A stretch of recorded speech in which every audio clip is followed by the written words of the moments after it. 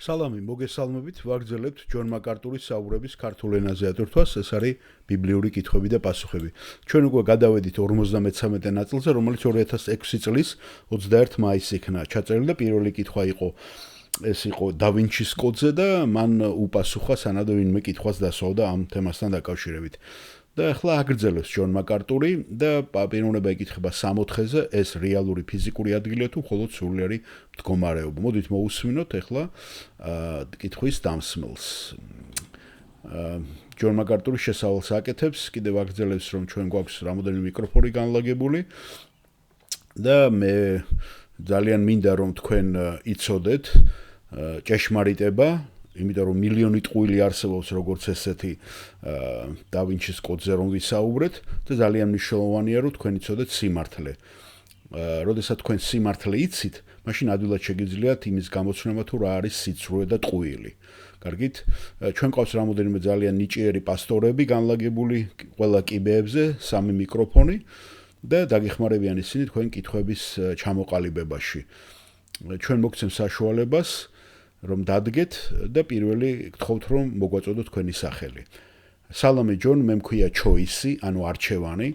ღმერთმა დაგლოცოთ პასტორ ჯონ. გმადლობთ. მე ძალიან მიყვარხართ თქვენი სწავლებისათვის და იმისათვის, რასაც თქვენ ამ ეკლესიაში გვაწვდით და გვასწავლით. ჩემი კითხვა მდგომარეობს, 64 ფიზიკური ადგილია? მე მომისმინე სხვადასხვა თეორიები ამის შესახებ და უბრალოდ მინდოდა ვიცოდე, რას ამბობს ბიბლია მის ფიზიკურ ადგილ სამყოფელად ყოფნის შესახებ. და ჯონი, რა თქმა უნდა. პირველ რიგში მინდა რომ პატარა საჩუქარი გაჩუქოთ, როდესაც მორჩებით აქ ჩვენთან მოსმენას, გთხოვთ შეხვიდეთ წიგნების მაღაზიაში, მე დავწერე წიგნი 64-ზე და უბრალოდ უთხარით რომ გინდათ რომ ბილ შენონის ანგარიშზე განათავსოთ ის. უბრალოდ ხუმრობ, უბრალოდ უთხარით რომ ჯონის საჩუქარია და ჩემ ანგარიშზე დადონ. შეგიძლიათ თან წაიღოთ და სრულ მონახაზი შეგექმნებათ ამის შესახებ. ეხლა მე მოკლედ ამას გეტყვით. როდესაც იესო მკვდრეთი დაღდგა, ის აღდგა ფიზიკური, სიტყვით რეალურ სხეულში. განდიდებული სხეული იყო, რომლის დანახვა და შეხედებაც თქვენ შეგეძლოთ. გასვოთ მან თომას რომ უთხრა, მოვიდა შენი თითი და შეეხე ჩემს ფერდს, რომელიც იცით რომ განგმირული იყო, ხომ? და ასევე მოწაფეებსაც ანახებს. ეს არის ფიზიკური სხეული. ის მათთან ერთად იყო ოთახში, ესაუბრებდა მათ, ჭამდა მათთან ერთად, დადიოდა მათთან და ყველაფერს იზიარებდა, ოღონდ განდიდებული სხეულით. თავიდან თუ ახსოვთ მარია მაგდალინელი, როცა შეხებას აპირებს მასთან ის ეწინააღმდეგება, იესო ეწინააღმდეგება, იმიტომ რომ მას უნდოდა მარიამს რომ იქ არბალთ დარჩენილიყო ეს მდგომარეობაში და ჯერ კიდევ არ იყო განდიდებული იესოს სხეული და არ იყო ის მამასთან ასული გახსოვთ. და იონეს მეოცე სახარებაში ჩვენ ესეთ რამეს ვკითხულობთ. მე მე-19 მუხლიდან წაგვითხავთ ეს რაც ბატონმა ჯონმა ახსენა. მან მარტო მუხლები არ დაასახელა მუხლები, არამედ უბრალოდ ახსენა, პერეფრაზირება გააკეთა. მე-19 მუხლი ესე იწყება იონეს სახარების მეოცე თავში, იესოს აღდგომის შემდეგ, როცა უკვე სამარხში პირველი მარიამ მაგდალინელის გამოეცხადება. იმავე დღეს საღამოჟამს კვირის პირველ დღეს იესო იუდაელთა შიშით კარჩაკეტილში მსხდარ მოწაფეებთან მოვიდა. შუაში დადგა და უთხრა მათ, მშვიდობა თქვენდა. ეს რომ თქვა, ხელები ფერდი აჩვენა მათ და დაიხარეს მოწაფეებმა უფლის ხილვით. ხედავთ ესე კარჩაკეტილში, ესე იგი გავიდა, კედელში გადიოდა, ისეთი სხეული იყო, არ ემორჩილებოდა ფიზიკურ კანონებს. და ანახა კიდევაც მოწაფეებს, რომ ეს იყო მისი სხეული. ხელახლა უთხრა მათ იესომ, მშვიდობა თქვენდა, როგორც მე მომავლინა მამამ, მეც ისე მიგავლენ თქვენ. ეს რომ თქვა, შეუბერა და თქვა, მიიღეთ სული წმინდა. ვისაც მიუტევეთ ცოდვას მიეტევებათ, ვისაც დაუკავებთ დაეკავებათ. თომა 1:12-თაგანი ტყუის სალაწოდებული იესოს მოსვლისას არ იყო მათთან. უთხრეს მას დანარჩენ მოწაფეებმა, ჩვენ ვიხილეთ უფალი, მან კი თქვა, სანამ ის ხელებზე ნალურსმნეს არ ვნახავ და ნალურსმნში თიც არ ჩავყოფ, მის ფერდში კი ხელს არ ვიწამებ. 8 დღის შემდეგ კვლავ შინ იყვნენ მოწაფეები, თომაც მათთან ერთად იყო.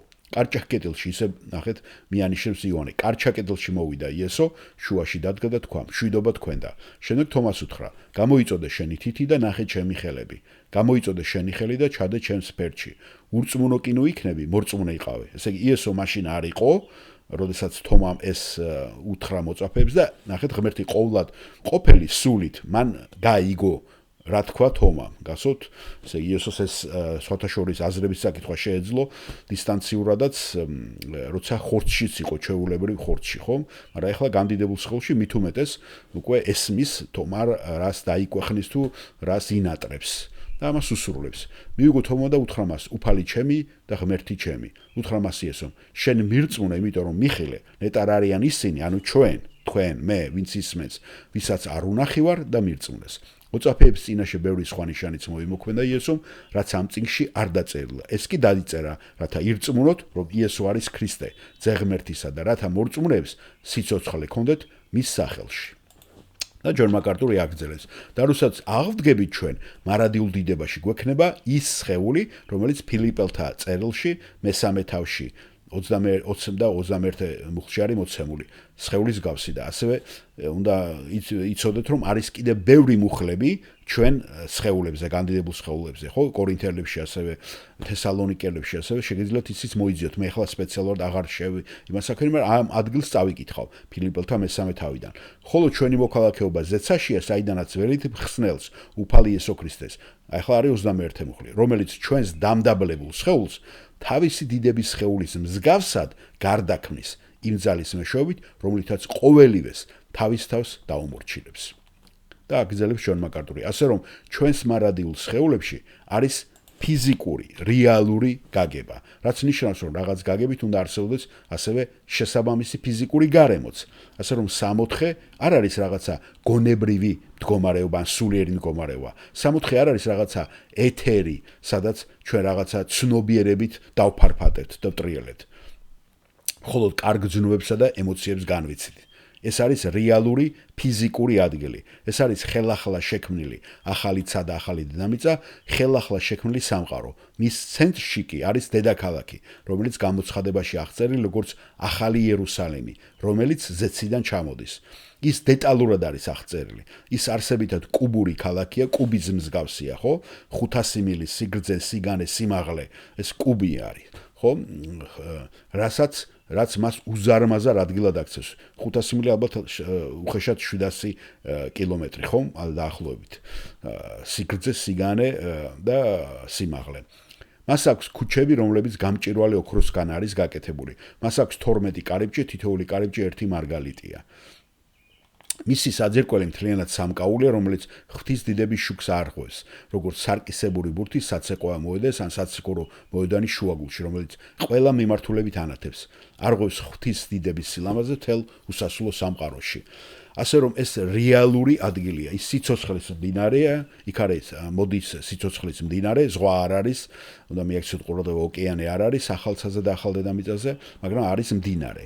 იქ ხეებია დარგული მდინარის გასწვრივ, წმინდანების სიყვარულისთვის განსაკურნებლად, იქნება მსახურება, იქნება აქტივობა, არ არის ტირილი, არ არის წუხილი, იქ იქნება ოთახი თქვენი მამის სახლში, ყველას ექნება თავისი ადგილი. ეს ყველაფერი მისი ფიზიკურობის აღწერაა და მაჩვენებელია. ახლა არა იმ გაგებით, როგორც ჩვენ ვიცით, რადგან ის არ ექვემდებარება წყევლას და არ ექვემდებარება ამ ცვლილებას. ენტროპია არ არის იქ, ხომ? მაგალითად, ამ ქვეყნიური ედემი, მიუხედავად იმისა, რომ ის კონკრეტულ დროს არ იყო დაწყეული, მაინც დაექვემდებარა წყევლას და რა თქმა უნდა მიიღო წყევლა და ჩვენ კვლავ მის ქვეშ ვართ. ახლა მარადიულ სამოთხეში ეს არასოდეს არ მოხდება, წყევლა არ იქნება, ამიტომ საბოლოოდ მარადიული მდგომარეობა იქნება დიდების განდიდებული ჩვენი მდგომარეობა, როგორც გამოსყიდული სულისათვის, ასევე ჩვენი განდიდებული სხეულისათვის. ეხლა გარდაცვლილი ადამიანები სულიერად იმყოფებიან ღმერთთან, იესოსთან და როცა ყველაფერი დამთავრდება, მოხდება მათი განდიდებული სხეულების მიღება, ეს სულები მიღება განდიდებულ სხეულს და ასეთ მდგომარეობაში იქნებიან მერე ახალცად და ახალ დედამიწას. დასაგებია, დიახ, მადლობა ჯონ პასუხისათვის.